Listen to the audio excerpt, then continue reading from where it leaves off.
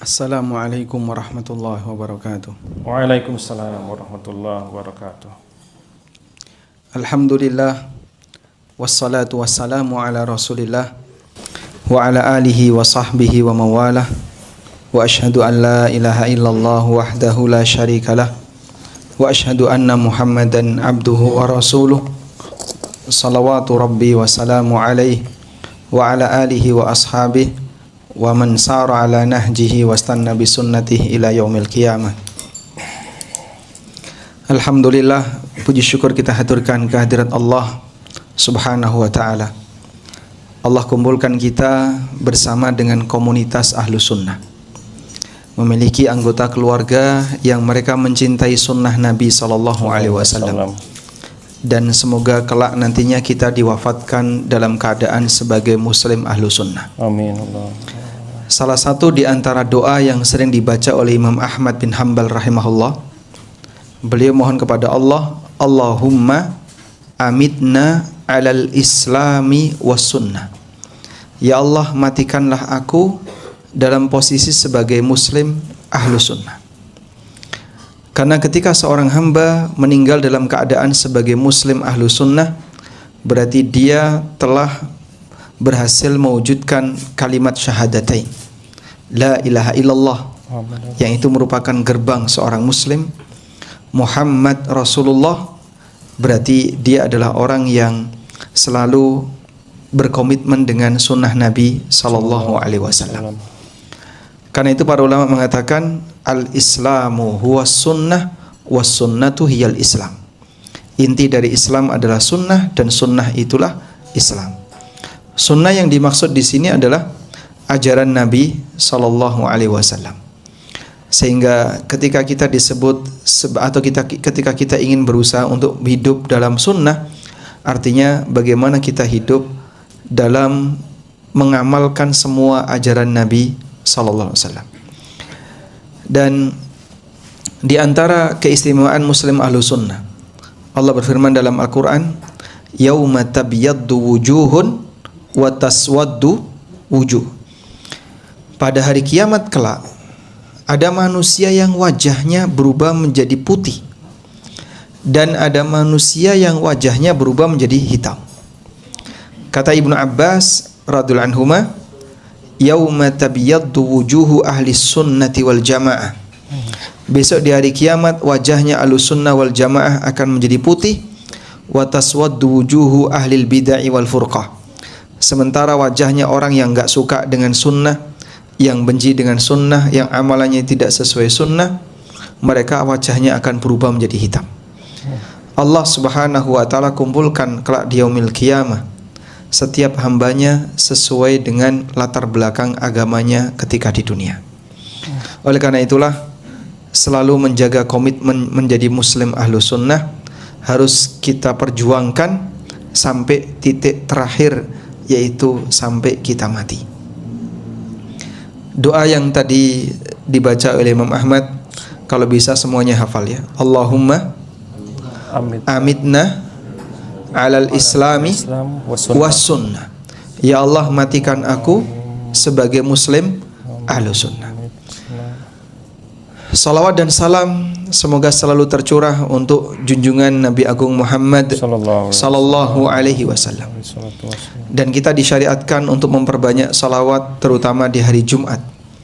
Sebagaimana yang disabdakan oleh Nabi sallallahu alaihi wasallam, inna min afdali ayyamikum yaumul jum'ah.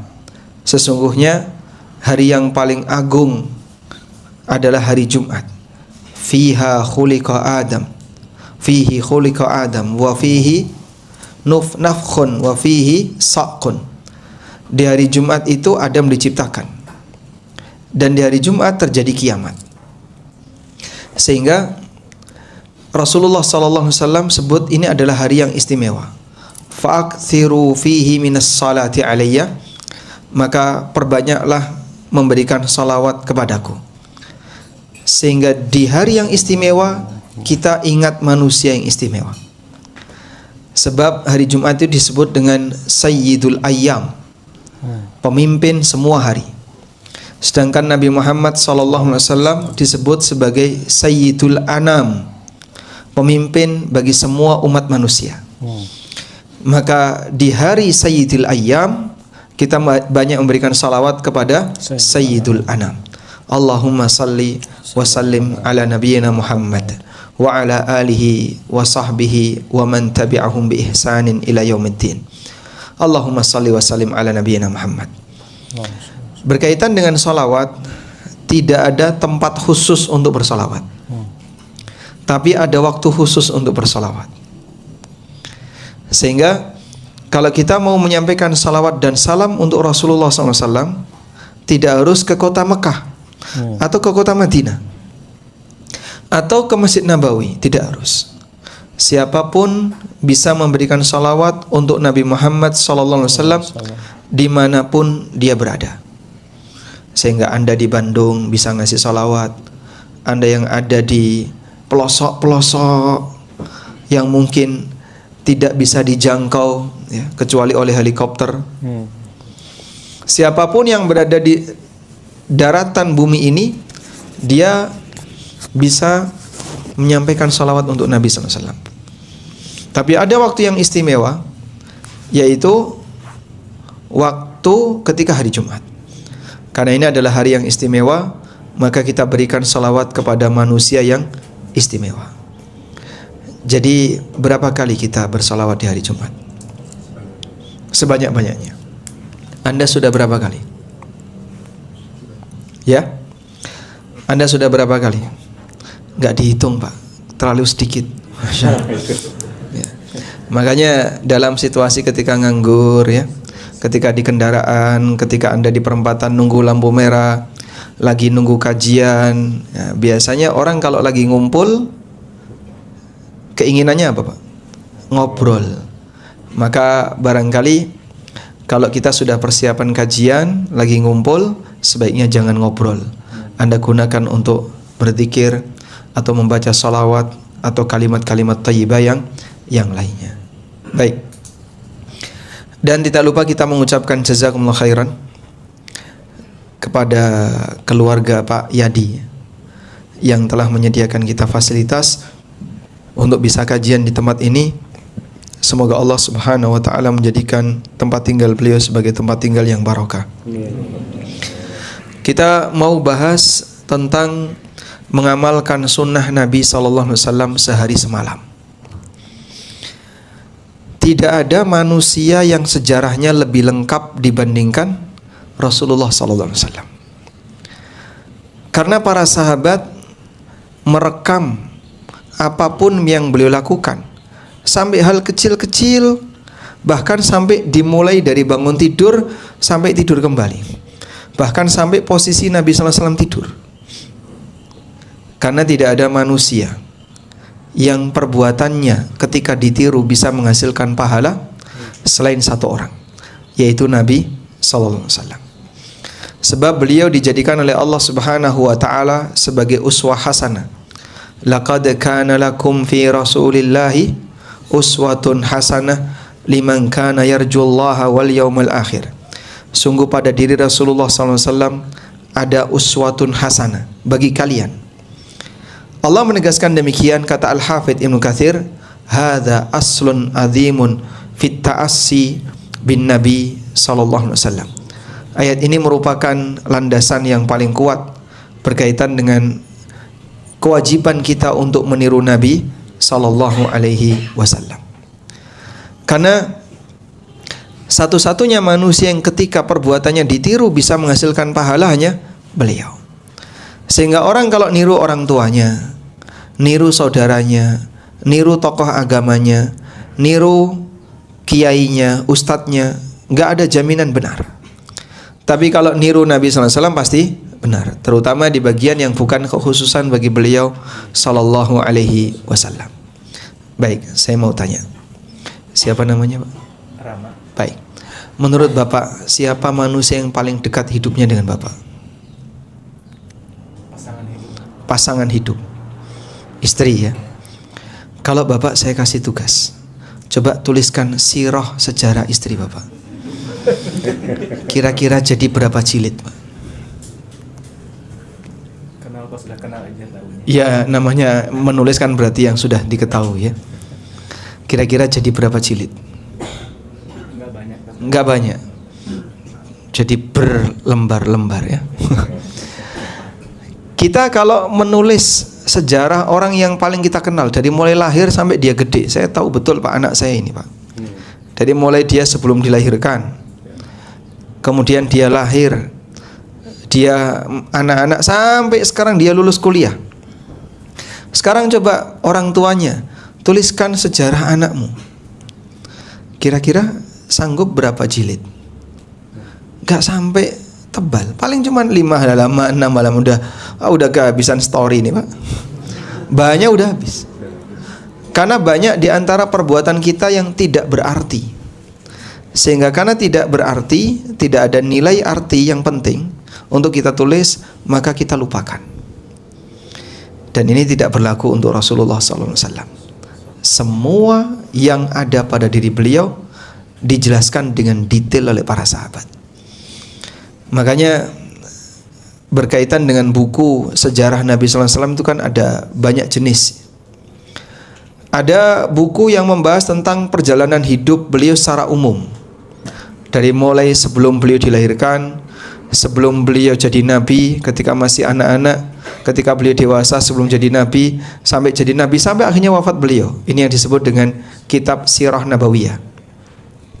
Dan itu sebenarnya kajiannya lebih kajian umum, karena membahas mulai dari lingkungan, kondisi keluarga, masyarakat, bagaimana keadaan beliau ketika jadi nabi sampai akhirnya beliau wafat. Yang kedua ada ilmu khusus yang bahas tentang ciri fisik Rasulullah SAW. Bagaimana fisik Nabi SAW, bagaimana cara jalan beliau, cara duduk beliau, pakaian-pakaian beliau, kemudian aneka perlengkapan sehari-hari beliau. Ini dibahas secara khusus dalam kajian Syama'il Muhammadiyah. Dan buku yang paling terkenal dalam masalah ini adalah buku Syama'il karya At-Tirmidzi. Ada juga pembahasan tentang bukti-bukti kenabian. Baik bukti kenabian sebelum beliau diutus jadi nabi, ketika beliau jadi nabi, dan pasca wafatnya beliau, yang ditulis oleh para ulama dengan judul Dalail An-Nubuwah, bukti-bukti kenabian. Contoh yang paling terkenal Dalailun Nubuwah karya Al-Baihaqi. Ada juga buku yang isinya membahas tentang hal-hal khusus bagi Nabi Muhammad SAW. Beliau punya hal khusus, baik berkaitan dengan hukum khusus untuk beliau, atau keistimewaan yang beliau miliki yang tidak pernah dikasihkan kepada nabi-nabi sebelumnya, sehingga ditulis oleh para ulama dengan judul Khassa'is Al-Mustafa, khusus, keistimewaan-keistimewaan khusus yang dimiliki oleh Nabi SAW. Di antara judul buku yang terkenal dalam majelis ini adalah Asy-Syifa bi Ta'rifi Khassa'is Al-Mustafa, Asy-Syifa bi Ta'rifi Khassa'is Al-Mustafa karya Al-Qadiyat. Ada yang membahas tentang masalah perang-perang Nabi SAW yang ditulis dengan tema Al-Maghazi, aneka peperangan-peperangan yang terjadi di zaman Nabi SAW. Dan masih banyak lagi, sehingga satu orang bisa bercabang banyak ilmu. Ilmu sirah nabawi, ilmu tentang Syama'il Muhammadiyah, ilmu tentang Khasa'isun Nubuwah, ilmu tentang Dalailun Nubuwah, ilmu tentang Al-Maghazi. Jadi Anda mau tiru di bagian manapun bisa. Itulah salah satu di antara keistimewaan yang diberikan oleh Allah Subhanahu wa taala kepada Nabi Muhammad sallallahu alaihi wasallam. Manusia yang demikian sempurna ini sampai kemudian dijadikan oleh Allah Subhanahu wa taala sebagai sumpah. Allah taala bersumpah dalam Al-Qur'an, la'amruka innahum lafi sakratihim ya'mahun.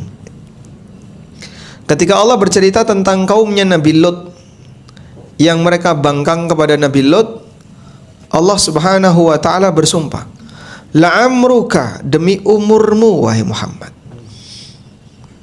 demi umurmu. Dan yang namanya umur itu isinya apa? Perjalanan hidup. Sehingga Allah bersumpah dengan perjalanan hidup Nabi Muhammad SAW.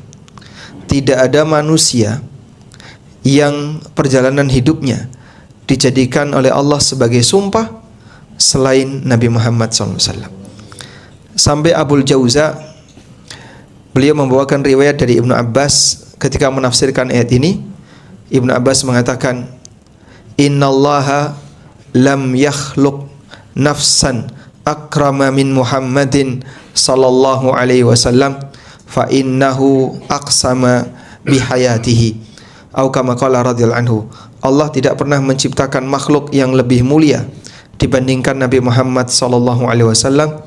Karena itu Allah Subhanahu wa taala jadikan beliau sebagai sumpahnya. Dan hanya satu ini, manusia yang umurnya dijadikan sebagai sumpah Allah taala. La'amruka innahum lafi sakratihim ya'mahun. Sebagai catatan biar nanti Anda lebih mudah untuk merujuk, kalimat tadi la'amruka innahum lafi sakratihim ya'mahun itu ada di surat Al-Hijr ayat 72. Surat Al-Hijr ayat 72. Demi umurmu wahai Muhammad, sesungguhnya mereka umatnya Nabi Lot itu berada dalam mabuk, tenggelam dalam hal mabuk maksiat. Nah, yang kita ambil adalah sumpahnya Allah Subhanahu wa taala kepada dengan menyebut nama Nabi Muhammad sallallahu alaihi wasallam. Baik. Oleh karena itulah, mengingat beliau sebagai manusia yang paling mulia dan yang paling sempurna akhlaknya, maka Allah Subhanahu wa taala jadikan beliau ini sebagai ujian untuk mengukur tingkat kecintaan seseorang kepada Allah. Sebagai ujian untuk mengukur tingkat kecintaan orang kepada Allah. Dalam arti begini, semua orang bisa saja mengklaim cinta Allah. Yahudi mengklaim cinta Allah, Nasrani juga mengklaim cinta Allah. Tapi hanya sebatas klaim, bisa diterima dan bisa ditolak. Tergantung apa, Pak? Pembuktian. Ada klaim, ada pembuktian. Oleh karena itulah Allah Subhanahu wa taala jadikan Nabi Muhammad SAW sebagai standar pembuktian klaim itu. Sebagaimana Allah tegaskan di surat Ali Imran ayat 31. Surat yang atau ayat yang cukup terkenal. Qul in kuntum tuhibbunallaha fattabi'uni yuhibbukumullah wa yaghfir lakum dzunubakum. Qul, katakanlah ya Muhammad, in kuntum tuhibbunallah, kalau kalian mencintai Allah, fattabi'uni, maka ikutilah aku. Aku di sini siapa? Nabi Muhammad SAW. Kalau kalian mengaku cinta Allah, buktikan cintamu dengan cara kau mengikuti aku. Fattabi'uni yuhibbukumullah, niscaya Allah akan mencintai kalian. Wa yaghfir lakum dzunubakum, dan Allah akan mengampuni dosa-dosa kalian. Sehingga Anda lihat di sini bahwa Allah Subhanahu wa taala jadikan standar kebenaran klaim seseorang adalah dengan mengikuti Rasulullah sallallahu alaihi wasallam. Karena kaidah mengikuti utusan sama dengan mengikuti yang mengutus. Mentaati utusan sama dengan mentaati yang mengutus. Wa may yuti'ir rasula faqad ata Allah. Siapa yang mentaati Rasul, hakikatnya dia mentaati Allah. Karena mentaati utusan sama dengan mentaati yang mengutus. Sehingga bagaimana cara kita untuk bisa mewujudkan cinta kita kepada Allah? Ikuti utusan Allah. Itulah bukti pembenarannya. Baik. Lalu Allah kasih balasan. Qul in kuntum tuhibbunallaha fattabi'uni yuhibbukumullah wa yaghfir lakum dzunubakum. Jadi dalam ayat ini ada tiga hal ya. Ada klaim pengakuan, ada pembuktian pengakuan, dan ada balasan. Kita ulangi. Di surat Ali Imran ayat 31 ada tiga hal di situ. Ada pengakuan, ada pembuktian pengakuan, dan ada balasan. Sudah? Apa bentuk pengakuan? Mengklaim cinta Allah. Kalau dikatakan orang yang percaya kepada Allah, apakah Bapak cinta Allah? Pasti semua orang akan mengatakan, aku mencintai Allah. Itu pengakuan. Tapi butuh pembuktian. Sebab sebatas mengaku tapi tidak dibuktikan, ya percuma saja. Karena kalau hanya sebatas mengaku, semua orang bisa mengaku. Sampai ada ungkapan dalam pepatah Arab, kullun yadda'i anna lahu waslun bi Laila wa Laila la tukirru bidzaka. Semua orang mengklaim kalau dia punya hubungan dekat dengan Laila, tapi Laila tidak mengakuinya. Karena kalau hanya sebatas pengakuan, semua orang bisa ngaku. Paling NKRI, nah, semua juga paling NKRI. Aku Ahlussunnah, semua juga Ahlussunnah. Aku Muslim, semua juga Muslim. Saya sesuai Al-Quran dan hadis, semua juga bisa saja bilang seperti itu. Kalau hanya sebatas ngaku, semua orang bisa ngaku. Makanya bedakan ya antara mengaku dengan pembuktian pengakuan. Ada orang misalnya mengaku hafal sekian ribu kitab. Ya, buka kitab ini, buka, tutup, ganti kitab lagi. Sekarang coba sebutkan isinya. Inna maqali maqali. Wah. Begitu dia diminta untuk membuktikan isinya, kok keluarnya kayak gitu. Akhirnya itu bahasa planet mana sih, Pak? Oh, di kamus Arab tuh enggak ada itu. Sehingga dia bisa bahasa semut, bisa ngobrol dengan penghuni kubur, sampai ngaku bisa bicara dengan para malaikat, ngaku, Masya Allah. Kayak gitu ada yang percaya, Pak? Ada. Hah? Sini ada. Likulli syai'in warith. Itulah yang diungkapkan dalam pepatah, likulli syai'in warith. Orang buang apapun pasti ada yang nemu. Jadi walaupun yang dibuang itu putung rokok, ada yang nemu, Pak. Pasti ada yang ngambil. Makanya di Indonesia ini kalau jadi dai itu jangan tanggung-tanggung ya. Yang benar-benar sekalian, yang sesat-sesat sekalian. Itu pasti laris. Karena kalau cuman pertengahan yang nanggung-nanggung, wah, kamu tenggelam di antara dua kubu yang ekstrim. Sehingga kalau mau pengen coba sebatas viral, sudahlah, kamu ngawur-ngawur sekalian, yang sesat-sesat menyimpang sangat jauh. Nah itu pasti nanti akan banyak pengikutnya. Subhanallah. Makanya kalau sebatas mengklaim dan mengaku, semua orang bisa. Apa pembuktiannya? Fattabi'uni, ikutilah aku, yaitu ikutilah Nabi SAW. Karena tadi ya, mengikuti utusan sama dengan mengikuti yang mengutus. Mentaati utusan sama dengan mentaati yang mengutus. Allah tegaskan dalam Al-Quran, may yuti'ir rasulah faqad ata Allah. Barang siapa yang mentaati Rasul, hakikatnya dia mentaati Allah. Apa balasannya? Yuhbibkumullah. Allah akan mencintai kalian. Ini poin yang ketiga. Sehingga kalimat ini atau dalam ayat ini, ketika orang mengaku sesuatu lalu dia berhasil membuktikannya, Allah tidak mengatakan berarti pengakuanmu benar, selesai, tidak. Tapi Allah memberikan yang lebih dari itu. Bukan hanya sebatas lisensi pengakuannya benar, pernyataan pengakuan benar, tapi Allah berikan lebih dari itu. Apa yang Allah berikan?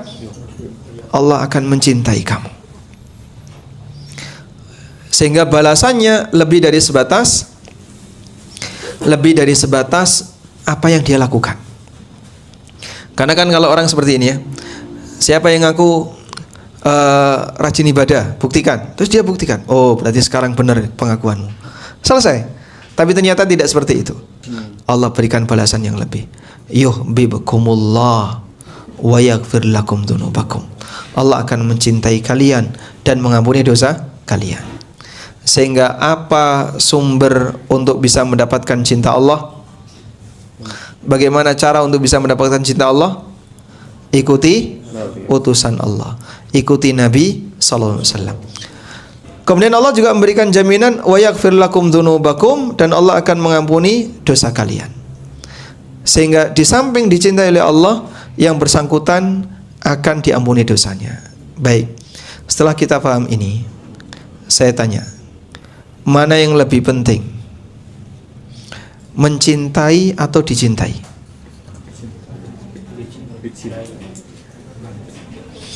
Mana yang lebih penting? Mencintai atau dicintai? Sebentar, ibu-ibu jangan jawab dulu ya. Masya Allah.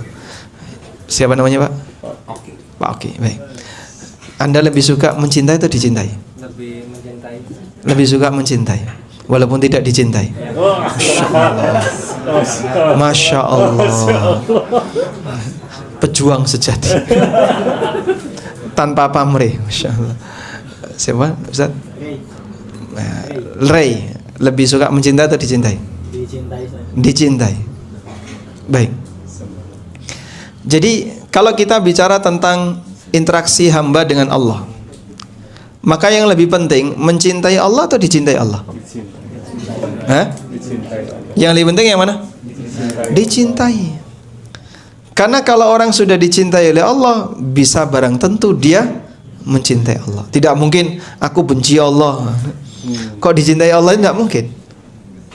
Ketika dia di posisi benci Allah, tidak mungkin dia dicintai oleh Allah. Maka yang lebih penting dalam hal ini adalah dicintai Allah. Sebab sebatas mencintai, mengklaim mencintai Allah, orang Yahudi mengklaim mencintai Allah, orang Nasrani mengklaim mencintai Allah, tapi mereka tidak dicintai oleh Allah karena tidak mau mengikuti Nabi Muhammad sallallahu alaihi wasallam.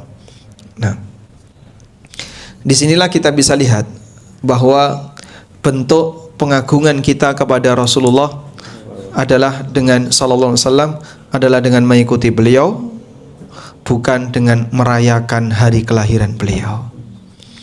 Para sahabat adalah orang yang sangat mencintai Nabi sallallahu alaihi wasallam, dan mereka selalu komitmen meniru apa yang diajarkan Nabi sallallahu alaihi wasallam. Selanjutnya, bagaimana bentuk mengikuti Nabi Muhammad sallallahu alaihi wasallam? Semangat mengamalkan sunnah itu bentuknya apa sih Pak? Baik. Semangat mengamalkan sunnah adalah dengan mengamalkan ajaran beliau, baik dalam masalah akidah, urusan ibadah, adab sehari-hari, termasuk adab dalam bermuamalah. Seperti itulah bentuk mencintai Rasulullah SAW. Jadi kita praktekkan ketika kita berkeyakinan. Keyakinan kamu apakah sama seperti keyakinan Nabi? Apa yang harus aku imani? Kita diperkenalkan 6 rukun iman dan berikut turunannya. Apa yang harus kau yakini? Kita diperkenalkan hal-hal gaib yang diberitakan Nabi SAW. Itulah yang aku yakini. Walaupun indraku tidak pernah melihat, tidak pernah mendengar, tidak pernah menangkap, meraba, tapi aku yakin surga itu ada. Hanya dengan berita. Kita percaya surga itu ada dari mana? Berita. Tapi dari berita itu kita tahu ini berita yang valid, benar, sebab yang menyampaikan orang yang dapat wahyu. Di posisi itulah sejatinya kita dituntut untuk mengikuti Nabi sallallahu alaihi wasallam. Jadi sederhananya seperti ini ya. Ibadah itu ada ibadah batin, ada ibadah lahir. Ibadah batin itu apa Pak? Ya keyakinan itu. Dan Nabi SAW menjelaskan ibadah batin dalam bentuk rukun iman dan percaya pada hal-hal gaib yang lain. Sehingga ketika beliau ditanya oleh Jibril, akhbirni anil iman, jelaskan kepadaku tentang apa itu iman.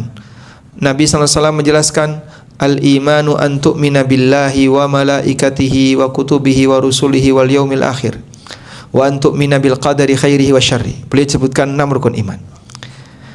Maka saat Anda punya keyakinan yang benar tentang 6 rukun iman ini, berarti Anda sudah melakukan ibadah batin. Sudah? Karena ini rukun iman, bicara iman, berarti kan sumbernya dari mana? Berita. Bukan dari logika. Sebab logika itu tidak bisa merangkai keyakinan. Kok bisa, Pak? Ya, kalau iman soal keyakinan seorang itu berdasarkan logika, berarti ketika ada 10 kepala, ada 10 logika, ada 10 keyakinan yang berbeda. Dan itu tidak mungkin. Maka yang benar keyakinan itu datang dari wahyu. Sehingga Allah perintahkan kita untuk jadi mukmin, dan Allah Subhanahu wa taala jelaskan yang kita imani itu apa saja. Saya ulang ya. Allah perintahkan kita untuk menjadi orang mukmin yang baik. Itu berarti sama dengan apa? Allah nyuruh kita punya akidah iman. Terus apa yang harus kita imani? Cari sendiri. Apakah seperti itu? Tidak. Lalu apa yang harus kita imani? Ditunjukkan, yang kamu harus imani ini. Poin-poin ini yang harus kamu imani. Beriman kepada Allah, beriman kepada para malaikat, dan seterusnya. 6 rukun iman yang kita kenal. Dan berikut penjelasannya. Maka seorang mukmin, dia ketika belajar 6 rukun iman, dia harus tahu poin iman apa saja yang harus dia yakini berkaitan dengan 6 rukun iman itu. Ya, ini ibadah apa namanya? Batin. Lalu di sana ada ibadah lahir. Apa itu ibadah lahir? Ibadah yang nampak di permukaan. Gerakan fisik, ucapan lisan, itulah ibadah lahir. Nah, ibadah lahir ini ada 2. Ada yang bentuknya ritual, seperti sholat, kemudian melaksanakan haji umroh, bayar zakat, puasa, kemudian aneka zikir, baca Quran, dan seterusnya. Ini ibadah apa? Ritual. Baik. Dan kita mengikuti Nabi SAW dalam ibadah ritual, bentuknya adalah dengan mengamalkan tata cara ibadah sesuai dengan petunjuk beliau. Maka saya pesan kepada Bapak Ibu sekalian, jadikan sholatmu berdalil. Jadi setiap gerakan, ini ada dalilnya enggak? Bacaan, ada dalilnya enggak? Kalau kita menjadikan setiap kegiatan sholat kita berdalil, mulai dari takbiratul ihram sampai kita salam, semua dilandasi oleh dalil, di saat itulah kita boleh disebut telah berhasil melaksanakan ibadah ritual sesuai sunnah Nabi SAW. Sudah? Kemudian yang kedua, ada bentuk ibadah berupa taat aturan. Ada ibadah berupa taat aturan. Nah, ibadah berupa taat aturan ini ada yang sifatnya wajib, seperti batasan mana yang boleh, mana yang tidak boleh, batasan halal haram, mana yang mubah, mana yang dilarang. Ini wajib dipenuhi. Kalau dilanggar, berarti dia melanggar aturan Allah. Yang kedua, ada yang sifatnya anjuran. Itulah semua adab yang diajarkan Nabi SAW. Ada? Maka dalam setiap aktivitas manusia ada ibadah aturan yang wajib. Dalam keluarga ada titik-titik wajib. Kewajiban suami apa saja kepada istrinya, kewajiban istri apa saja kepada suaminya, kewajiban anak kepada orang tua, kewajiban orang tua kepada anak. Ini ibadah yang sifatnya apa? Wajib. Ada yang adab. Nah, adab itu lebih dari sebatas wajib. Dengan adab, maka seorang hamba akan terlihat lebih indah. Dengan adab, seorang hamba akan terlihat lebih indah. Sehingga kalau sudah bicara adab, itu sudah di luar pembicaraan halal haram, tapi di atas pembicaraan halal haram. Contohnya, Pak, makan itu antara manusia dan kambing sama-sama bisa. Sehingga memasukkan bahan makanan ke dalam organ pencernaan, itulah makan. Cuman ada yang berbeda antara makannya seorang muslim yang memperhatikan adab dengan makan orang yang tidak beradab. Contohnya gimana, Pak? Kanan kiri semuanya berfungsi, Masya Allah. Habis makan terus ngapain? Tidak berzikir sama sekali. Kemudian tidak memperhatikan bagaimana adab yang benar. Kalau hanya sebatas makan, binatang juga bisa makan. Tapi Anda makan dengan cara yang lebih istimewa. Itulah saat Anda makan dalam keadaan Anda memperhatikan adab. Tidur juga sama. Antara tidurnya muslim dengan tidurnya kafir sama nggak? Sama? Samanya apa? Merem. Sama-sama merem, sama-sama ngorok. Sehingga kalau hanya sebatas tidur, semua orang bisa. Tapi yang membedakan antara tidur muslim beradab dengan yang tidak beradab itu beda. Disinilah adab itu berbicara. Adab berfungsi untuk semakin memperindah perilaku. Kalau Anda beradab dalam bermuamalah, maka akan semakin indah penampilan muamalah yang kita lakukan. Tolong dicatat ya, non-muslim tidak membaca kitab suci yang Anda punya. Mereka nggak baca Quran, Pak. Mereka tidak baca Sahih Bukhari, Sahih Muslim, atau kitab-kitab yang kita miliki. Di mana sih saya mau bisa belajar Islam? Oh, silakan baca Quran. Wah, saya nggak bisa baca Quran.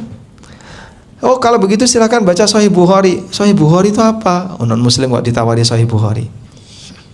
Ini saya hadiahkan kitab Sahih Bukhari. Dikasihkan ke non-muslim. Kira-kira gimana? Dipakai bungkus. Ini tidak tepat sasaran. Mereka tidak membaca kitab yang Anda baca. Mereka tidak baca kitab Tauhid. Mereka tidak membaca kitab hadis. Mereka tidak membaca Al-Quran. Tapi yang mereka baca adalah perilaku kita. Non-muslim itu membaca amal perbuatan kita, bukan membaca kitab suci kita. Walaupun mungkin kita banyak salah ya. Kita tempatnya keliru. Kita mungkin sering menyimpang. Tapi mereka akan menyimpulkan dari perbuatan kita. Makanya kita disyariatkan, bisa enggak perbuatan kamu itu mewakili Al-Quran dan hadis yang terbumikan di muka bumi ini, yang diterapkan di muka bumi. Wah, masih berat ya Pak. Coba Anda lakukan sebisanya. Karena mereka tertarik dengan Islam bukan karena baca Al-Quran, tapi mereka tertarik dengan Islam melihat perilaku kita. Sebaliknya, kalau kemudian perilaku kita buruk, itu akan memberikan efek pada penilaian agama. Mungkin pernah saya ceritakan ya. Udah benar dengar ceritanya belum? Belum. Oh, belum. Belum cerita ya. Ada seorang dai di Eropa, dai Muslim, kemudian beliau dakwah di Eropa. Beliau menjelaskan tentang keindahan Islam. Masya Allah, demikian indah. Islam itu menjaga prinsip keadilan, menjaga prinsip kemanusiaan, menjaga ini, menjaga kejujuran, jujur, amanah, dan seterusnya. Sampai orang Eropa ini penasaran, agama yang sedemikian indah, ini kisah dulu ya, itu kira-kira kalau diterapkan dalam kehidupan nyata kayak apa? Kita saja kalau mendengar, wah di Jepang itu orangnya disiplin, sopan, baik hati, tertib, dan seterusnya, itu kita ingin melihat langsung. Padahal ini kan negara non-muslim ya. Bagaimana dengan syariat Islam ini kalau diterapkan? Akhirnya orang Eropa ini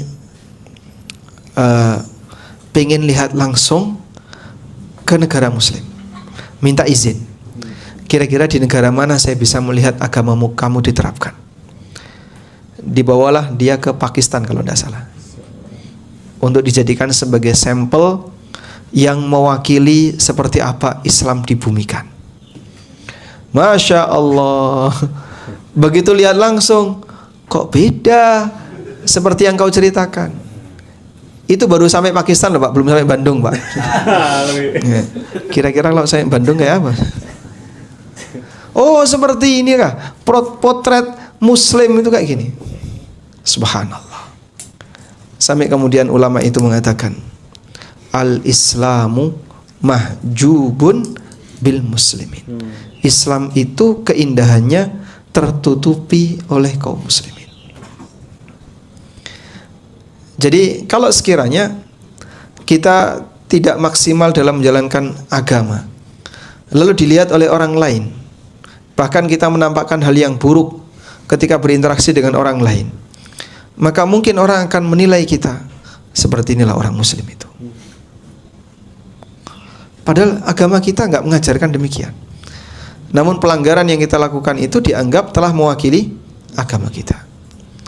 Makanya kita tampakkan ya, hal yang baik di depan umum, hal yang positif di depan umum. Bukan dalam rangka cari muka, tapi saya ingin menerapkan bagaimana sunnah Rasulullah Sallallahu Alaihi Wasallam. Baik. Kemudian prinsip ini memberikan dua pelajaran. Prinsip mengamalkan sunnah Nabi Sallallahu Alaihi Wasallam memberikan dua pelajaran. Yang pertama, jika kita sudah mengetahui satu hadis dari Nabi Sallallahu Alaihi Wasallam, maka berusahalah untuk mengamalkannya. Saya ulang ya. Jika kita sudah mengetahui satu atau dua hadis dari Nabi Sallallahu Alaihi Wasallam, maka berusahalah untuk mengamalkannya. Sehingga ibaratnya begini, saat kau tahu sebuah kebenaran, segera diamalkan, itu sama dengan mencicil tugas.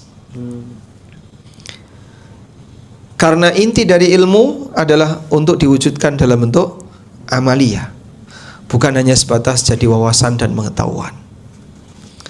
Saya kasih contoh nih. Ada sebuah hadis, saya urutkan sanadnya ya. Hadis ini diriwayatkan oleh Imam Muslim dalam kitab Sahihnya. Sanadnya Muslim dari Nu'man bin Salim. Nu'man bin Salim. Nu'man dari Amr bin Aus. Amr bin Aus dapat hadis dari Ambasah bin Abi Sufyan. Ambasah bin Abi Sufyan dapat dari Ummu Habibah. Kita urutkan. Nu'man bin Salim, naik lagi Amr bin Aus, naik lagi Anbasah bin Abi Sufyan, naik lagi Ummu Habibah, naik dari Rasulullah SAW. Ummu Habibah kan istri Rasulullah SAW. Sudah? Lalu Rasulullah SAW bersabda, Ummu Habibah bercerita, Rasulullah SAW bersabda, "Ma min abdin muslimin yusalli lillah fi kulli yaumin sintai asyrata rak'atan." Apabila ada seorang muslim yang dia salat sehari semalam 12 rakaat tatawuan ghaira faridatin, salat sunnah dan bukan salat wajib, illa banallahu ta'ala lahu baitan fil jannah, maka Allah akan bangunkan untuknya sebuah istana di surga. Baik. Apa kata Ummu Salamah? Ummu Salamah ketika menyampaikan hadis ini kepada Ambasah, Ummu Salamah mengatakan, "Fama barihtu usollihinna ba'du." Sejak aku dapat hadis itu, aku tidak pernah meninggalkan 12 rakaat sehari semalam. Ambasah juga menyampaikan kepada Amr bin Aus, sejak aku mendapatkan hadis ini, aku tidak pernah meninggalkan 12 rakaat. Amr bin Aus menyampaikan kepada Nu'man bin Salim, sejak aku mendapatkan hadis ini, aku tidak pernah meninggalkannya. Masya Allah. Jadi mereka semuanya dalam deretan sanad tadi punya prinsip yang sama. Sejak dapat, aku tidak pernah tinggalkan. Dan ini kan berat ya. Kalau hanya sebatas coba kerjakan 12 rakaat salat sunnah sehari semalam, oh bisa. Yang berat apa? Rutin dan istiqomah. Nah, mereka ini sampai pada titik aku tidak pernah meninggalkannya. Makanya upaya dalam semangat mengamalkan sunnah ini, bentuk yang pertama adalah saat kita mendapatkannya langsung berupaya untuk melaksanakan dan mengerjakannya. Selanjutnya, praktek seperti ini yang pernah dilakukan oleh Imam Ahmad bin Hambal. Ibrahim bin Hani pernah bercerita, Imam Ahmad pernah bersembunyi di tempatku. Jadi Imam Ahmad kan pernah jadi DPO negara. Karena negara ketika itu mereka menganut paham Mu'tazilah, Sementara Imam Ahmad tidak ridho, tidak setuju, sehingga dipaksa untuk mengatakan Al-Quran makhluk dan beliau tidak mau. Akhirnya beliau bersembunyi dari satu tempat ke tempat yang lain karena dikejar oleh negara. Kata Ibrahim bin Hani, Imam Ahmad bersembunyi di tempatku selama 3 hari. Lalu beliau meminta kepadaku, tolong carikan tempat yang lain sehingga aku bisa pindah ke tempat persembunyian ini. Kata Ibrahim bin Hani, aku tidak merasa aman dengan keselamatan Anda kalau sampai keluar. Kata Imam Ahmad, lakukan saja, aku akan bayar. Akhirnya dicarikan tempat persembunyian yang lain. Saat beliau pindah, Imam Ahmad mengatakan, ikhtafa Rasulullah sallallahu alaihi wasallam fil ghari thalathata ayyam. Nabi sallallahu alaihi wasallam juga pernah sembunyi di dalam gua selama 3 hari. Tsumma tahawwala, setelah itu beliau pindah. Walaysa yanbaghi an nattabi'a Rasulullah sallallahu alaihi wasallam fir rakha wa natrukahu fisyiddah. Kita tidak boleh meninggalkan sunnah Nabi sallallahu alaihi wasallam dalam situasi normal lalu kita tinggalkan. Kita tidak boleh, tidak selayaknya kita mengamalkan sunnah Nabi sallallahu alaihi wasallam dalam kondisi normal, tapi dalam kondisi tidak normal kita tinggalkan. Saya ulang ya. Beliau mengatakan di mana? Tidak selayaknya kita mengamalkan sunnah beliau dalam kondisi normal, tapi dalam kondisi tidak normal kita tinggalkan. Subhanallah. Jadi sampai sekecil itu beliau rahimahullah berusaha untuk mengamalkan. Sekecil itu maksudnya apa, Pak? Hanya sebatas pindah dari satu tempat ke tempat yang lain ketika bersembunyi. Karena Nabi SAW pernah bersembunyi di Gua Hira, ada Gua Thur selama 3 hari, terus setelah itu beliau pindah. Ditiru oleh Imam Ahmad. Pernah nggak sunnah ini kita amalkan? Bersembunyi dari siapa, Pak? Dari kejaran orang yang berbahaya. Alhamdulillah hidup kita dalam kondisi nyaman, normal, sehingga kita tidak perlu sembunyi-sembunyi. Kalaupun misalnya kita mau sembunyi-sembunyi seperti itu, maksimal 3 hari pindah, 3 hari pindah.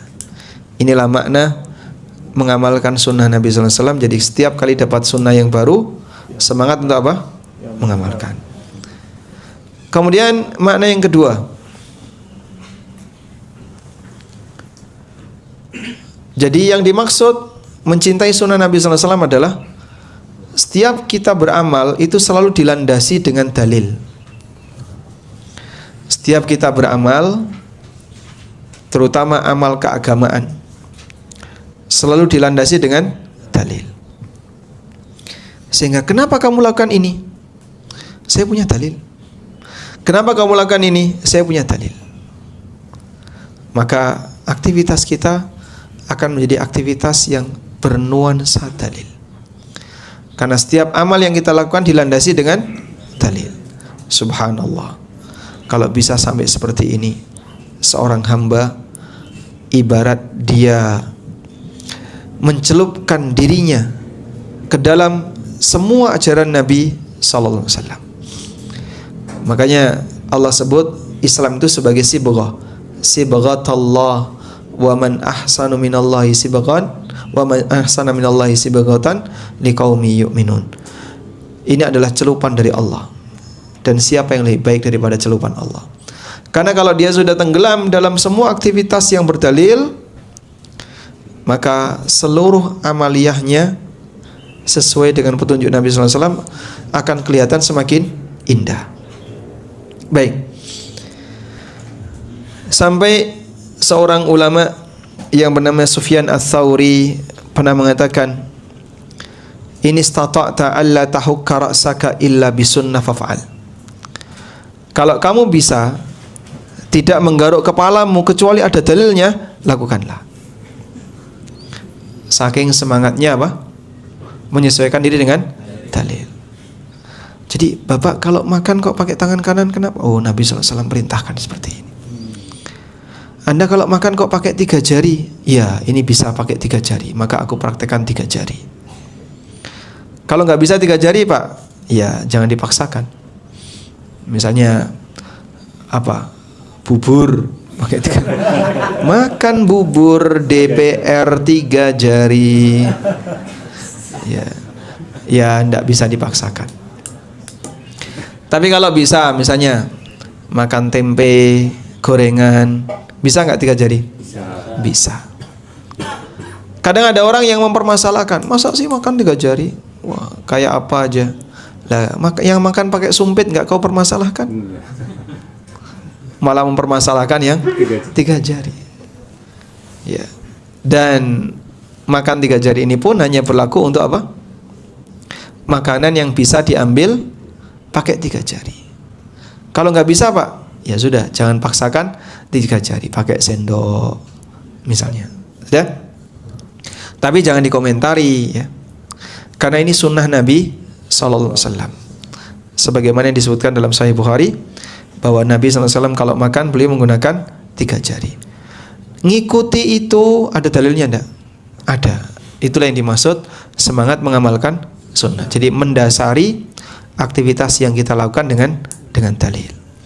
Nah, orang yang seperti ini maka hidupnya akan selamat. Karena diibaratkan oleh Imam Malik bin Anas, kata beliau, as-sunnatu safinatu Nuhin. Sunnah itu seperti kapalnya Nabi Nuh. Faman rakiba naja wa man takhallafa anha gharaqa. Siapa yang naik sunnah maka dia akan selamat, dan siapa yang ketinggalan dia akan tenggelam. Wallahu a'lam.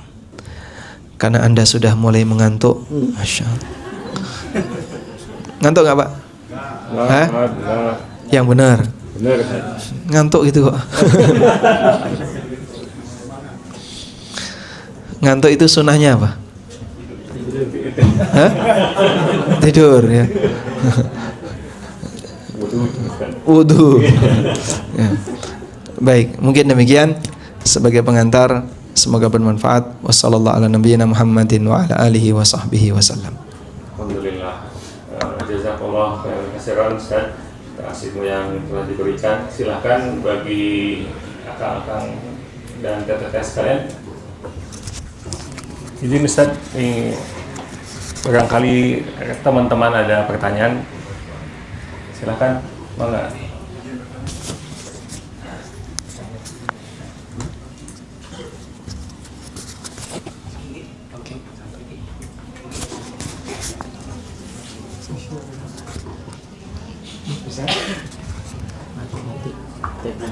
Assalamualaikum Ustaz, izin bertanya.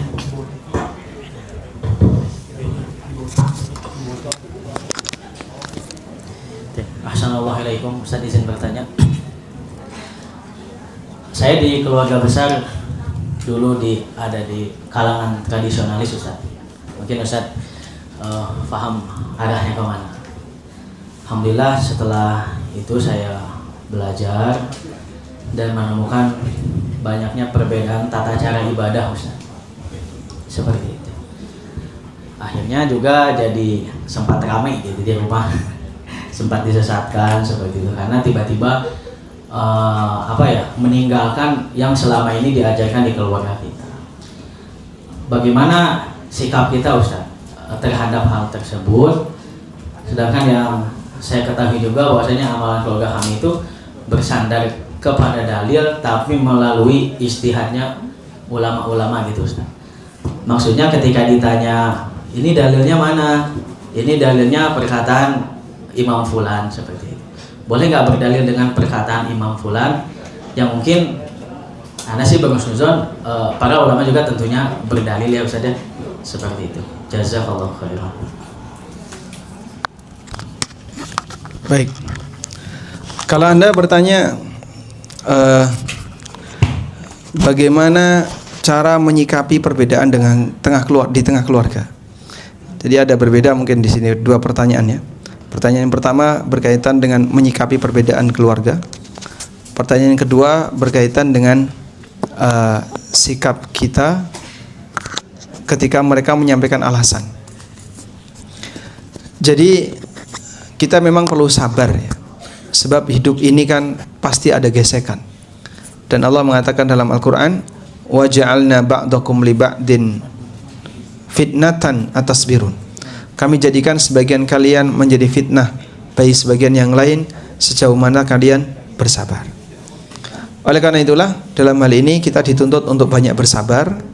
Apalagi tadi ya, dinyatakan A, dinyatakan B, bahkan disebut sesat dan seterusnya. Karena ini hanya pernyataan di dunia dan itu sama sekali tidak mengubah hakikat. Orang yang benar dikatakan sesat, apakah dia otomatis jadi sesat? Tidak.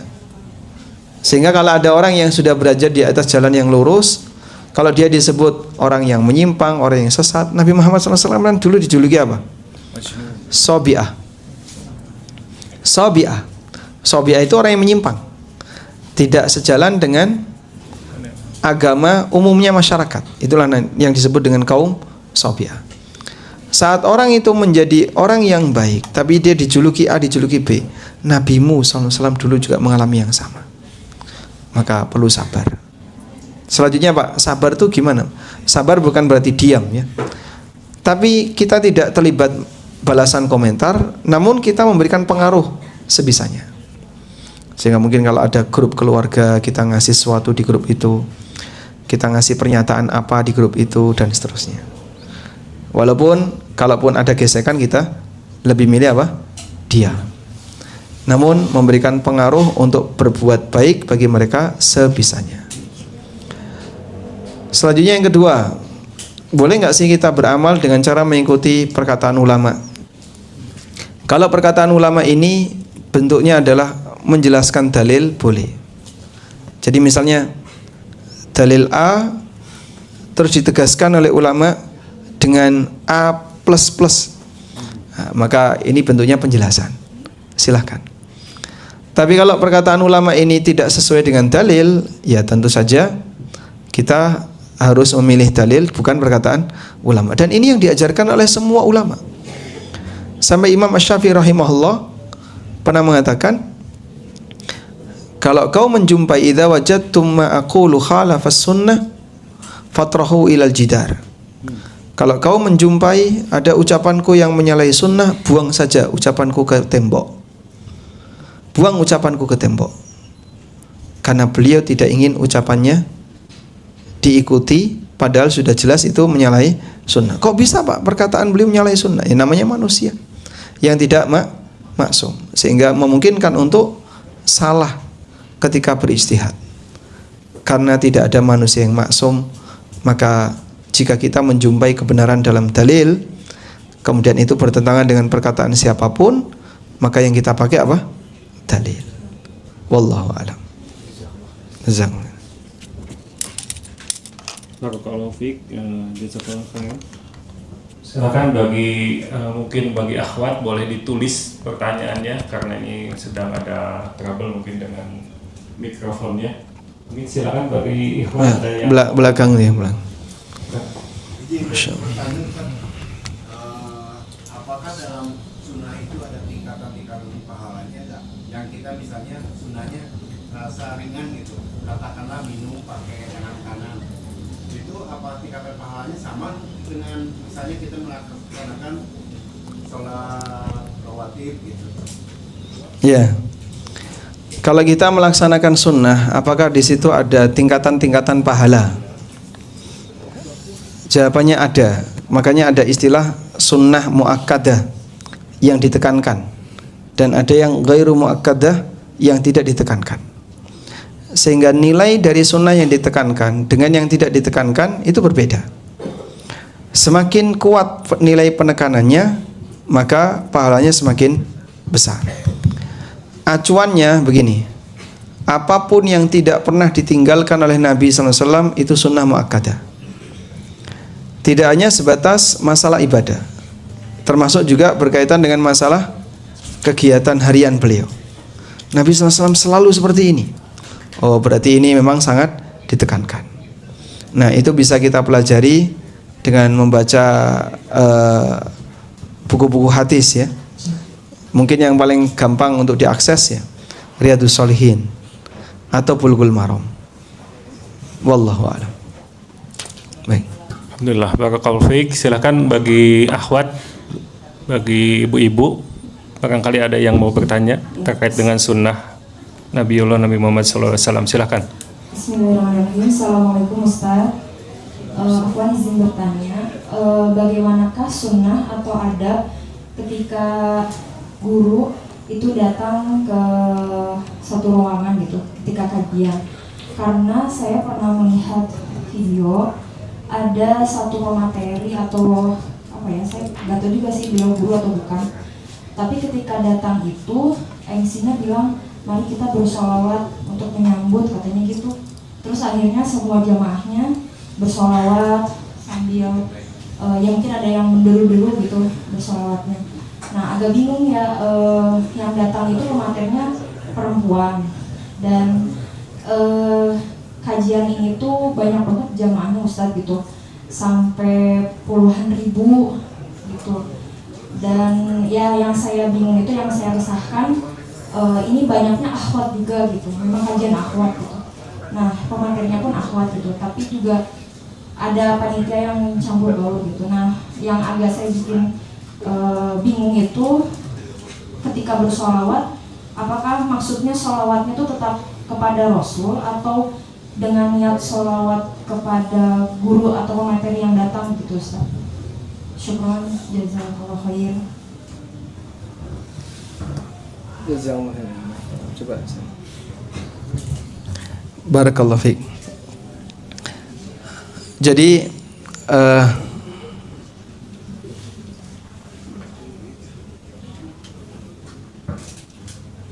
sebentar.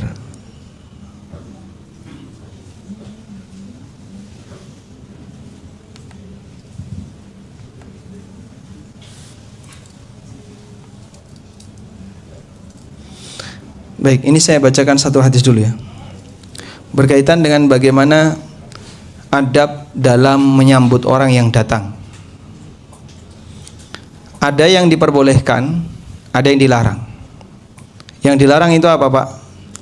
Berdiri menghormat orang yang datang. Saya bacakan hadisnya. Hadis riwayat Abu Dawud, At-Tirmidzi, Imam Ahmad dan yang lainnya. Dan statusnya hadis yang sahih. Rasulullah sallallahu alaihi wasallam pernah bersabda, "Man sarrahu al-ayyatamattsala lahu ar-rijal qiyaman, falyatabawwa maq'adahu minan nar." Siapa yang ingin dia dihormati oleh orang lain dengan cara berdiri, siapkan tempatnya di neraka. Hadis sahih riwayat Abu Dawud, At-Tirmidzi dan Ahmad. Jadi tidak main-main. Maksudnya apa itu, Pak?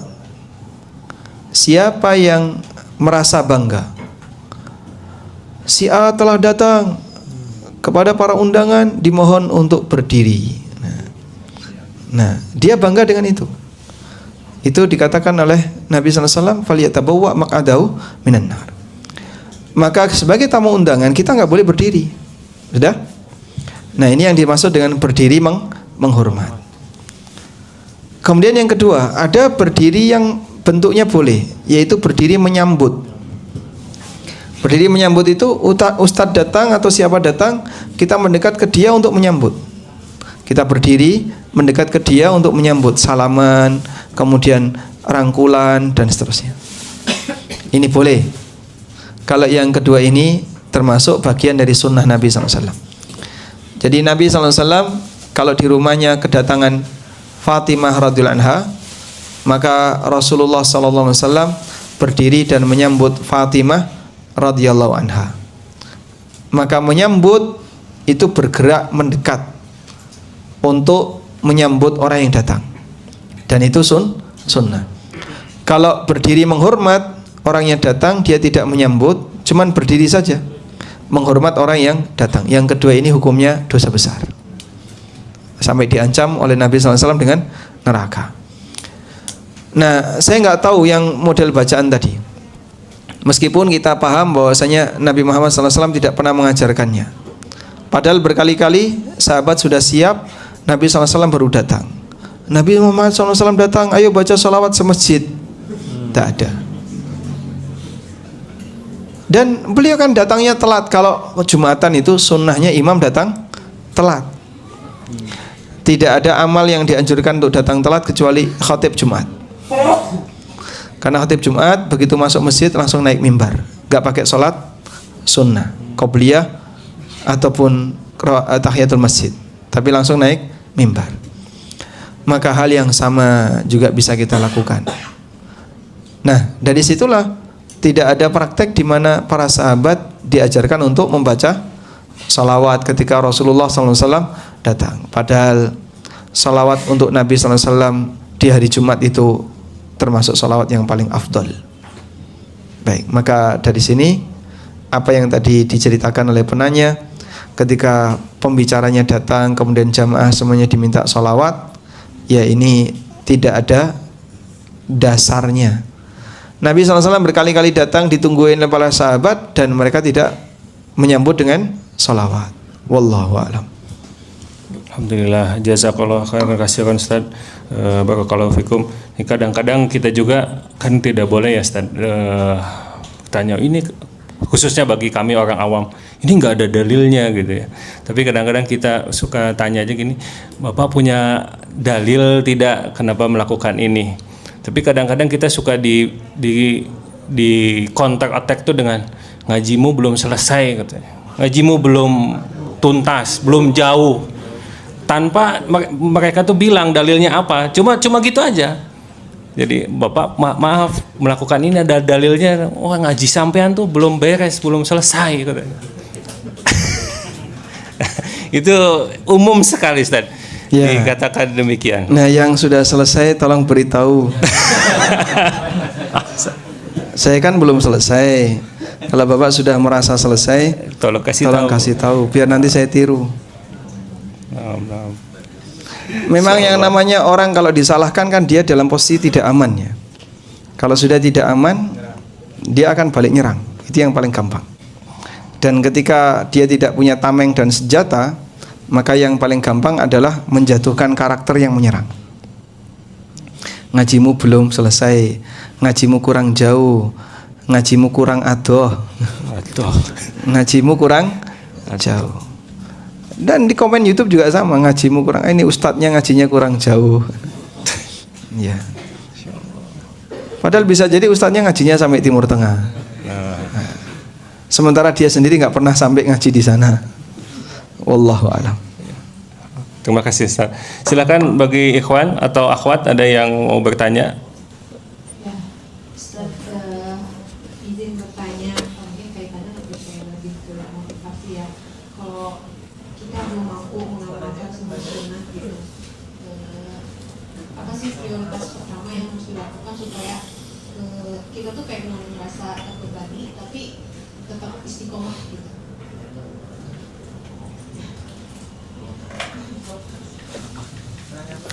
Kita belum mampu untuk mengamalkan semua sunnah, semua ajaran ya. Sunnah di sini maknanya adalah semua ajaran. Dan banyak di antara ajaran Nabi SAW yang tidak sanggup kita amalkan, terlalu berat. Bahkan ada yang kondisinya tidak bisa, misalnya. Di antara sunnah Nabi SAW, kalau beliau safar, Nabi SAW itu mengundi siapa istrinya yang akan diajak. Masya Allah. Di sini akang yang sudah praktek kayak gitu ada. Hah? Berat Ustaz. Ada ngacung coba. Ini Kang Yadi ada. Kang Yadi ge ngahulang ya.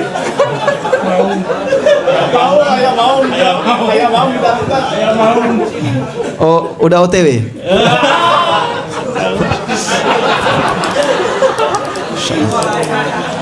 Wah, ini bahaya, membuli tuan rumah itu. Resiko tinggi. Besok lagi jangan datang ke sini. Baik. Dan mungkin banyak di antara sunnah beliau yang kita tidak bisa melakukannya. Dan ini pernah ada di tengah sahabat yang mengaku seperti itu. Sahabat ini datang kepada Rasulullah SAW dan beliau mengatakan, ya Rasulullah, inna syara'i al-islami qad kathurat. Syariat Islam ini banyak sekali. fadullani ala syai'in atathabbatsu bihi. Tunjukkan kepadaku satu amalan yang bisa membuat aku jadi rutin untuk melakukannya dan lebih ringan dalam menjalankan syariat Islam. Lalu Nabi SAW memberikan satu pesan, la yazalu lisanuka ratban bidzikrillah. Jadikan lisanmu selalu basah dengan zikrullah. Kok bisa, Pak? Jadi cara orang untuk bisa membangun rasa cinta itu salah satunya adalah dengan banyak diingat. Kalau sering disebut, sering diingat, sering disebut, sering diingat, lama-lama akan mencintai. Apalagi yang disebut itu adalah zat yang maha sempurna, yang maha indah, yang maha baik, Allah Subhanahu wa ta'ala. Maka dengan memperbanyak zikrullah, orang akan jadi muncul rasa cinta kepada Allah. Dan kalau muncul rasa cinta yang besar di sisi Allah, nanti dia akan bisa termotivasi untuk banyak beramal. Sudah? Makanya ada istilah weting trisno jalaran soko sutrisno. Yang namanya rasa cinta itu disebabkan karena saking seringnya berinteraksi. Maka kita bisa bangun rasa cinta kita kepada Allah dengan banyak berinteraksi kepada Allah. Caranya banyak zikir. Ini yang pernah diajarkan Nabi SAW. Jadi mungkin alat bantu apa, Pak, yang bisa kita gunakan? Kalau Anda bertanya alat bantu apa yang bisa saya gunakan agar saya bisa mengamalkan ajaran Islam dengan lebih baik, coba Anda bantu dengan zikir. Rajin zikir, rutin zikir. Di setiap kesempatan kita nganggur lisannya, gunakan untuk zikir, bukan untuk ngobrol, untuk zikir. Insya Allah kalau kita termasuk orang yang rajin zikir, maka hati kita akan dijadikan oleh Allah mudah untuk mencintainya. Baik, selanjutnya prioritas yang bisa dilakukan. Jadi begini ya, saya pernah cerita tentang pengalaman guru saya. Bukan pengalaman ya, apa yang boleh sampaikan. Guru saya ini usianya waktu itu sudah 70-an dan saya masih SMP itu. Beliau ngajar di musola rutin setiap habis subuh. Kalau nggak punya hajat ya beliau akan ngajar. Kalau punya hajat ya libur. Yang hadir memang tidak banyak. Selesai sholat subuh jamaah, beliau nanti ceramah. Nah, beliau pernah menyampaikan satu pesan. Tak ingat-ingat pesan itu. Waktu itu saya masih SMP, sampai sekarang masih ingat. Nek ra iso kabeh, ojo ditinggal kabeh. Kalau tidak bisa semua, jangan tinggalkan semua. Belakangan saya tahu itu ternyata ada sebuah kaidah dalam pepatah Arab, ma la yudraku kullu la yutraku jullu. Yang tidak bisa dilakukan semuanya, jangan tinggalkan yang paling penting. Jadi prioritas apa yang bisa kita lakukan? Kalau nggak bisa mengamalkan semuanya, jangan tinggalkan yang paling urgent. Satu, bagian yang wajib jangan sampai hilang. Bagian yang wajib jangan sampai hilang. Yang kedua, pertahankan yang muakkad, yang ditekankan. Sudah? Kalau Anda bisa lakukan dua ini, insya Allah mudah-mudahan nanti bisa bertahan lebih lama.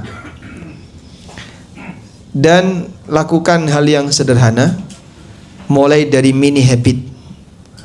Sebab yang namanya perilaku besar itu dimulai dari yang sederhana. Keberkahan itu datang dari kesederhanaan. Kalau orang diajak, ayo Pak mujahadahan selama semalam suntuk, bisa Pak. Tapi kalau disuruh membaca, coba baca Quran setiap hari 1/4 juz saja, setiap hari, nggak kuat. Sehingga kalau dia misalnya baca dzikir dari mulai jam 8 malam sampai jam 2 pagi, itu bisa diborong. Tapi kalau giliran dia diajak untuk baca Quran, sudahlah cukup sehari 1/4 juz saja, nggak sanggup. Istiqomah itu lebih berat daripada borongan amal. Makanya Nabi SAW mengajarkan beramallah yang istiqomah, sedikit tapi rutin lebih dicintai oleh Allah daripada banyak tapi modelnya borongan. Maka Anda bisa rutinkan hal-hal ringan. Amalan ringan apa Pak yang bisa saya rutinkan? Terserah, yang kira-kira sesuai passion Anda. Saya senang sholat, silakan banyak sholat. Saya senang puasa sunnah, silakan rajin puasa sunnah. Ada yang senang baca Quran, silakan rajin baca Quran. Ada yang senang zikir, silakan rajin zikir. Beramallah sesuai passion. Dan mungkin masing-masing orang punya passion yang berbeda-beda. Wallahu a'lam. Alhamdulillah.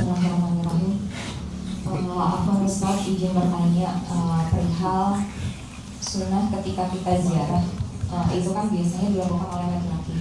Tapi apabila misalnya yang meninggal itu misalnya ibu atau ayah misalnya, itu kan keluarga terdekat, sebagai seorang anak perempuan misalnya ingin ikut menguburkan misalnya ke makan gitu, tapi berkaitan dengan sunnah yang melepas sendal ketika di kuburan, bagaimana hal itu bisa dilakukan oleh perempuan ketika dia ingin melakukan ziarah ke orang yang sangat terdekat, apa yang harus diambil dan yang dilakukan yang terbaik gitu.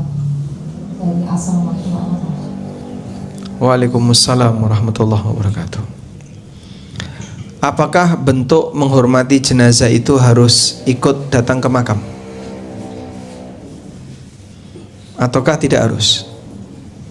Ya memang idealnya begitu Pak. Karena ini bagian dari hak muslim yang harus ditunaikan oleh muslim yang lain. Kalau ada jenazah muslim maka harus ditangani. Namun di luar itu semuanya, wanita itu tidak disyariatkan ikut mengiringi jenazah. Ummu Atiyah radhiyallahu anha, seorang sahabiyat, pernah menyampaikan, nuhina anittiba'il janais. Kami para wanita, kata Ummu Atiyah, dilarang untuk mengiringi jenazah. Walam ya'zim alaina, walaupun tidak ditegaskan. Maka dalam hal ini ulama beda pendapat. Ada yang mengatakan ziarah kubur atau ikut jenazah bagi wanita itu hukumnya makruh. Dan ada yang mengatakan terlarang. Maka jika pendapat minimal adalah makruh, berarti tidak ikut lebih baik. Untuk itu kami jika boleh saran, ya, siapapun yang meninggal, walaupun suami Anda misalnya, atau orang yang terdekat dengan kita, yaitu orang tua kita, maka yang ummahat, yang ibu-ibu, cukup doakan dari rumah, tidak perlu ikut mengantarkan. Karena Anda hadir maupun tidak hadir, mayat tetap akan dimakamkan dan akan diuruk kuburannya. Bukan berarti putrinya belum datang, nggak jadi diuruk, nggak ada ceritanya. Ada nggak kayak gitu? Nggak ada. Sehingga ada putrinya maupun tidak ada putrinya, kuburan itu pasti akan diuruk. Dan tidak mempengaruhi amal ibu. Nanti kalau saya datang biar ibu diselamatkan, siapa yang menjamin? Terus saya mau ngirim doa, silahkan kamu berdoa dimanapun berada. Karena bukan syarat doa itu harus di dekat kuburan. Mendoakan orang yang mati boleh dimanapun kita berada. Walhamdulillah, itu kemudahan dari Allah. Maka jangan sampai saya pengen mendoakan hanya di kuburan saja. Ini membatasi sesuatu yang luas, yang seharusnya dia bisa doakan dimanapun, tapi dia lebih milih doa di tempat khusus, ya. Walaupun kalau Anda misalnya di luar kuburan, tapi melihat kuburan tidak sampai masuk, cuman di gerbangnya saja, Anda bisa doakan dengan kalimat salam, ya. Assalamualaikum ya ahlad diyar minal mu'minina wal mu'minat, nas'alullaha lana walakumul afiyah wa inna insyaallah bikum lalahikun, atau doa yang semisal. Wallahu a'lam. Alhamdulillah, jazakallahu khairan katsiran Ustaz. Ini waktu juga nih, kita mohon izin dulu Ustaz, apakah masih bisa ada pertanyaan dari rekan-rekan? Kertas. Kalau boleh diizinkan saya izin bacakan Ustaz yang di kertas. Pertama izin dulu yang di kertas ya, Akang Teteh sekalian. Bismillah, Assalamualaikum warahmatullahi wabarakatuh. Ustadz, boleh nggak kita belajar dengan kelompok kecil yang sekarang banyak dinamakan liko oleh seorang ustadz sedangkan kita murid-muridnya wanita semua dalam satu meja, misalkan di kafe. Syukron Ustaz. Masya Allah. Ada kayak gitu di Bandung? Ada Ustaz. Masya Allah. Ada. Satu meja kecil, Yang ngajar ikhwan, yang ngajar ustadz, Ustaz, dikelilingi para umahat. umahat. Satu meja. Saya kok belum bisa bayangin kayak itu kayaknya mau akad perjanjian apa itu. Ya masih ada pilihan yang lain ya untuk mau belajar, untuk bisa kita jadikan tempat belajar. Tidak harus yang modelnya sensitif seperti ini. Karena nanti kan interaksinya jadi terlalu dekat ya. Sehingga bisa Anda lihat berhadapan-hadapan dalam jarak 1 meter untuk waktu yang lama, 1 jam, 1,5 jam, dalam jarak kurang lebih 1 meter, 2 meter, dekat sekali. Ya jaga hati dalam hal ini. Tapi hati saya aman Pak, sudah saya jilbabi.